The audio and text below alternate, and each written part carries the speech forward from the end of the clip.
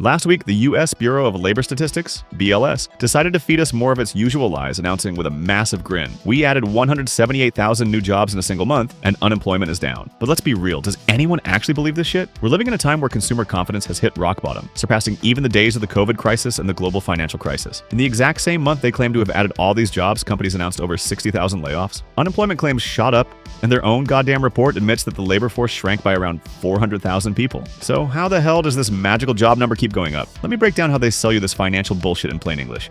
When you hear some politician on the news bragging about the jobs they've created or see the stock market reacting like crazy, they aren't talking about real humans waking up to a new job. They're talking about something called the Establishment Survey. In 2026, you'd think the government uses live tax data to know exactly who's collecting a paycheck and who isn't. Fuck no. Instead, they rely on two completely separate and primitive surveys. The first one asks businesses, "How many payrolls did you process?" And the second one asks households, "Are you unemployed?" The first result gets polished up and slapped on the front page of the Wall Street Journal for politicians to celebrate, while the second result, which reflects our miserable reality, gets buried on the back page where nobody reads it. Let me give you a live example of how fucking stupid this system is. Last month, the payroll survey claimed we added 178,000 jobs, while the household survey in the exact same report flat out said 64,000 humans lost their source of income. How can both be true? It's simple. Payrolls are not people. If some poor bastard works 3 different part-time jobs, Uber driver, waiter, and cashier, just to pay his damn rent in this garbage economy, the government survey celebrates and says, "Huge success. We created 3 new jobs." When in reality, they're talking about one single person burning out. Or take the healthcare sector where 35,000 employees returned from a temporary strike, and they were counted as new jobs out of thin air. And what makes it even worse is their outdated-ass methodology. To make up for missing data, they use a ridiculous statistical model that guesses how many businesses opened or closed. In this sick model, if you sign up for DoorDash